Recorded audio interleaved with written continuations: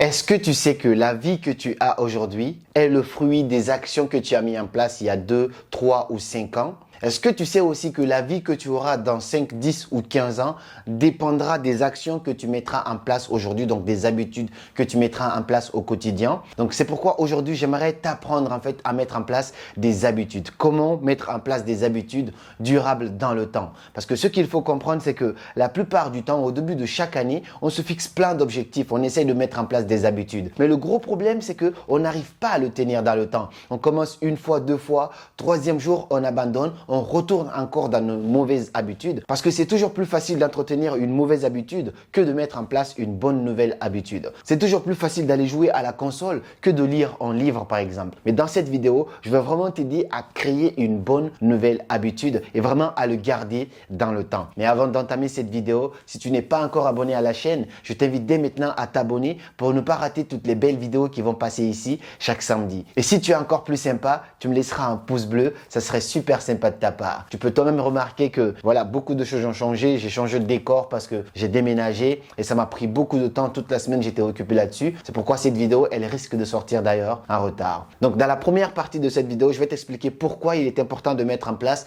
de bonnes habitudes. La deuxième partie de cette vidéo, je vais t'expliquer le problème qui peut arriver, par exemple, quand tu essaieras vraiment de mettre en place une habitude. Qu'est-ce qui peut arriver de négatif, ainsi de suite, pour que tu puisses être prévenu. Et la troisième partie de cette vidéo, je vais te doter des outils et des astuces pour que toi aussi tu puisses mettre une habitude en place de façon durable. Donc, je vais te partager à peu près 4 à 5 tips que tu peux mettre en place pour entretenir une habitude et le garder dans le temps. Et donc, pourquoi il est important de se fixer de bonnes habitudes pour pouvoir vraiment changer de vie? Il faut comprendre que moi, dans ma vie, j'ai eu une phase où j'étais vraiment très en bas, je ne savais pas du tout ce que je faisais, je n'étais pas du tout conscient avant vraiment de découvrir le développement personnel. Je faisais de bonnes choses, en même temps de mauvaises choses, sans vraiment savoir qu'est-ce qui était bien, qu'est-ce qui n'était pas bien, sans avoir le contrôle en fait de ma vie. Et puis j'ai découvert le développement personnel et ça m'a vraiment propulsé à un niveau supérieur. Je suis passé de étudiant à étudiant entrepreneur, je suis passé d'un étudiant qui faisait des jobs d'été à combien de milliers d'euros certains mois. Et donc tout ça, j'ai pu vraiment changer le cours de ma vie, socialement, financièrement, sentimentalement. J'ai tout changé littéralement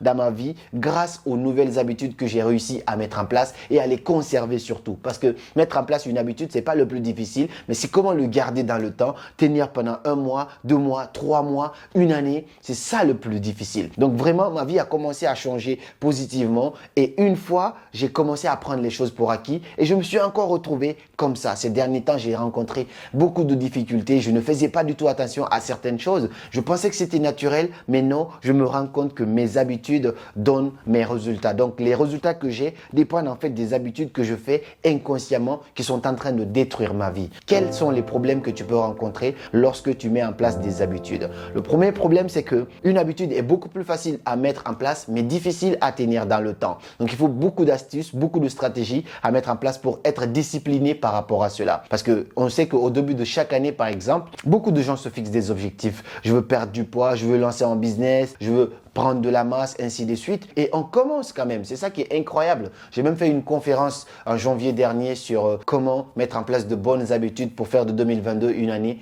incroyable. J'ai fait cette formation, c'était un grand succès d'ailleurs. Peut-être qu'on le refera pour 2023. Le problème, c'est qu'au bout de 2 semaines, on abandonne et au lieu de penser maintenant à comment atteindre mes objectifs, on pense à la Saint-Valentin, on pense à quelle dernière paire il faut acheter, quel dernier téléphone, ainsi de suite. C'est ça le danger en fait dans la fixation des objectifs et dans la mise en place des habitudes. Le deuxième danger, c'est que quand tu mets en place une habitude et que tu commences vraiment à atteindre tes objectifs en fonction de ces habitudes-là, tu risques de prendre les choses pour acquis. Donc, tu penses que les choses sont naturelles. Moi, je sais que beaucoup de résultats que j'avais dépendaient en fait du fait que je lisais quotidiennement, du fait que je faisais du sport, du fait que je contrôlais beaucoup mon entourage. Et une fois que j'ai arrêté tout ça, j'ai cru que ma vie allait continuer à être bien. Mais dès que tu l'arrêtes, tu vas commencer à voir des résultats négativement dans ce sens. Donc, comme je te dis, récemment, j'ai rencontré pas mal de difficultés. Je me suis moi-même posé, j'ai commencé à me poser des questions. Pourquoi ça se passe comme ça? Et une fois que j'ai vraiment cerné, en fait, je me suis dit, mais attends, j'ai tout changé, je ne faisais pas tout ça avant, maintenant je l'ai fait. Et je faisais ça avant, je ne le fais plus et je me rends compte de la différence qui est fulgurante. Donc ça veut dire qu'une habitude n'est jamais acquise à 100%. Tu peux faire d'une habitude une routine, mais cela ne garantit pas le fait que si tu ne l'entretiens pas et que ça va pas s'abîmer. Si tu as une belle voiture, il faut que tu l'entretiennes. Parfois, tu l'amènes en entretien, tu la révises et tout ça pour qu'elle puisse rester en bon état. Et quand tu as une bonne habitude,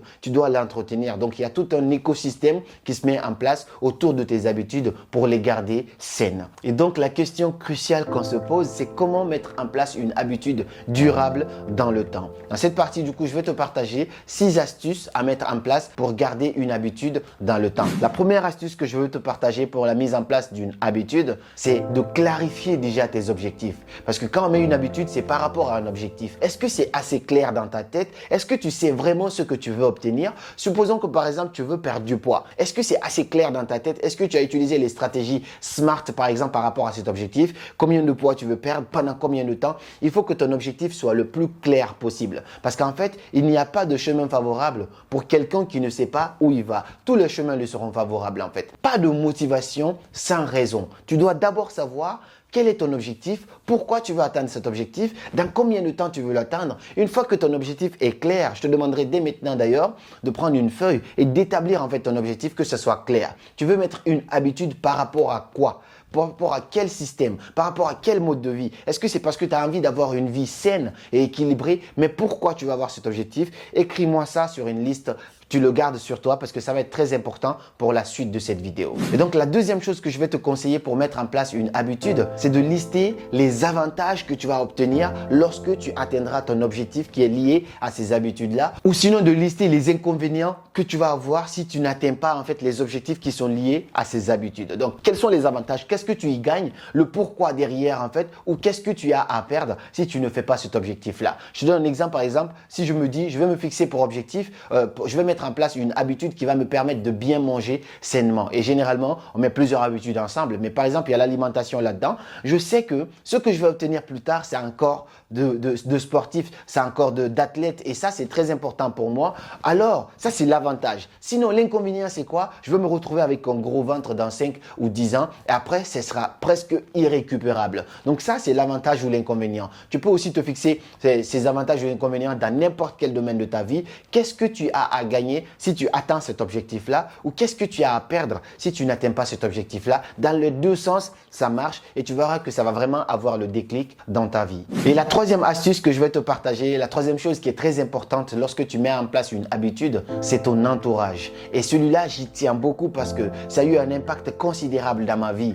Généralement, qu'est-ce que j'ai remarqué? J'ai remarqué que quand je suis avec des entrepreneurs, mon esprit, il est focal entrepreneuriat. Donc, je pense qu'à business, je pense qu'à comment créer des belles choses pour pouvoir avoir de l'impact sur la vie des gens. Et j'ai aussi remarqué que quand je suis avec quelques personnes, d'autres personnes dans un autre environnement, on ne parle que de meufs, on ne parle que de jeux, on ne parle que de choses qui n'ont pas vraiment d'avantage ou même de plus en fait dans mon évolution ou dans mon développement personnel. Quelles sont les personnes qui t'entourent? Est-ce que ces personnes-là sont alignées avec les objectifs que toi tu as envie d'atteindre? Est-ce que ces personnes-là ont à peu près la même routine que toi, les mêmes habitudes que toi, les mêmes objectifs de vie que toi? C'est très important de s'entourer par des personnes qui voient la même chose que toi. Parce que moi, cela a toujours pesé sur moi. J'ai toujours été dans différents environnements. Parfois, je suis super motivé, je suis là. Je pense que je peux vraiment toucher la lune. Et je me retrouve dans un autre environnement où je me sens comme une merde. Je suis désolé de le dire, mais vraiment, ça m'arrive. Je suis entouré par des gens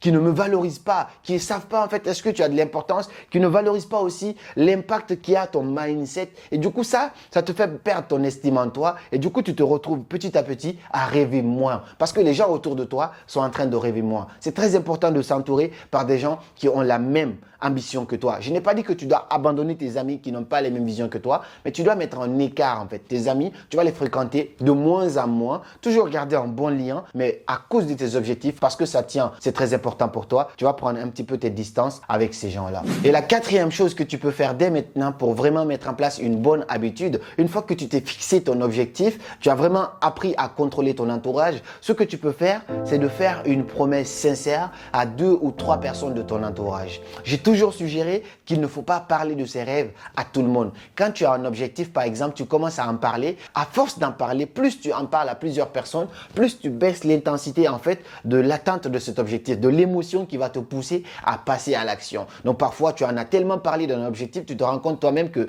tu l'as jamais fait, mais dans ta tête, c'est comme si tu l'avais fait parce que tu en as trop parlé. Mais là, cette fois, ce que tu vas faire, c'est de faire une promesse sincère à juste quelques personnes de confiance, des personnes auxquelles toi tu as confiance et des personnes qui ont aussi confiance en toi parce que tu as peur de décevoir ces personnes-là, parce que tu as peur, tu as envie d'honorer ta parole envers ces personnes-là. Cela va te pousser en fait à aller chercher cet objectif-là. Je te donne un exemple très simple. Moi, aujourd'hui, à partir de maintenant, tout de suite, je te fais la promesse à toi, entre toi et moi, que à partir de la semaine qui va se pointer, je vais faire 2 vidéos par semaine jusqu'à la fin de l'été. Donc l'été, ça va durer jusqu'à fin août. Donc de maintenant jusqu'à la fin de l'été, je vais te faire 2 vidéos par semaine. Une vidéo chaque samedi qui ne va pas changer et une vidéo peut-être mercredi ou jeudi où je vais te raconter une histoire inspirante qui va donner une leçon derrière, où je vais peut-être demander ton avis là-dessus. Ça, c'est par exemple un exemple très concret. Je te fais une promesse sincère et parce que je sais que j'ai fait un engagement, j'aurais peur en fait de toi de ne pas obéir à cet engagement. Si tu fais ça avec ton père ou ta mère ou un ami à qui tu as vraiment confiance, si tu ne vas pas vers cette habitude-là, il va te dire mais je pensais que tu m'avais dit que tu allais faire ça. Et donc tu auras honte toi-même. Cela va te pousser un petit peu à l'action. La 5e chose que je te conseille aussi à mettre en place, c'est une petite astuce aussi, c'est de trouver en fait un partenaire qui a le même objectif que toi. Quand je te dis ton entourage, ça complète cela en fait. C'est par exemple, tu veux perdre du poids ou sinon tu veux prendre des muscles. Moi, je sais que quand j'ai commencé la musculation, je connaissais pas beaucoup de choses et en plus, j'étais pas très motivé. Et puis, j'ai croisé mon ami qui était à fond dans le sport, Mr. Dreamax. On a commencé à faire du sport. Et puisque vous avez tous les deux les mêmes objectifs à peu près, vous avez envie de prendre des muscles, ainsi de suite. Parfois, tu n'as pas envie de partir, mais vu que ton ami a aussi les mêmes objectifs que toi, lui, il va te motiver, tu vas partir. Parfois, lui aussi, il n'a pas envie de partir, tu vas le motiver. Donc, c'est toujours bien d'avoir un partenaire qui a le même objectif que toi. Là, je parle de la musculation, mais aussi, moi, je fais des vidéos YouTube souvent et du coup, je me fais entourer par des gens de près ou de loin qui ont les mêmes objectifs que moi. On s'appelle parfois, on parle de ça et de ça. Qu'est-ce qui est cool, qu'est-ce qui n'est pas cool. On se laisse des retours, en fait. Et ça nous motive, en fait. Donc, trouve-toi un partenaire dans ton objectif. Trouve-toi quelqu'un avec qui tu vas faire du sport, avec qui tu vas faire du business, ainsi de suite, quelqu'un de confiant. Ça va te pousser, en fait, à aller vers ton objectif. Et la 5e ou 6e astuce à mettre en place pour garder vraiment une habitude dans le temps, on l'appelle la règle des 2 jours. La règle des 2 jours, c'est une règle que j'ai découvert avec les Américains. Et du coup, c'est une règle qui te dit que tu ne dois pas faire plus de 2 jours de repos. Par exemple, moi, j'ai commencé le sport. Je me dis, OK, il y a un jour, j'ai pas envie de partir. J'ai une excuse. C'est toujours bien de se reposer. Il n'y a pas de mal. Mais pas le droit de le faire 2 jours d'affilée. Je me repose aujourd'hui. Demain, je suis obligé de partir. Donc, je ne dois jamais brûler 2 cartes d'excuses. J'ai toujours une carte d'excuses, mais jamais 2. Et quand tu essayes de faire ça, aujourd'hui, tu n'as pas envie de bosser dessus. Tu n'as pas envie de lire. Tu te dis, OK, aujourd'hui, je me repose. Mais demain, à partir du moment que tu t'es reposé aujourd'hui, demain, tu n'as pas le droit. Donc, jamais 2 jours de repos consécutifs. Ça, c'est une règle incroyable parce que quand on commence une routine, par exemple, je te conseille vraiment d'appliquer tout ça. D'ailleurs, c'est la fin de cette vidéo. Je te conseille d'appliquer tout ça sur 21 jours. Moi, j'applique toujours 21 jours. Il y en a qui te diront 30 jours, mais je sais que 3 semaines, quand tu parviens à appliquer ça pendant 3 semaines, déjà dans ta tête, tu as un délai que tu veux atteindre.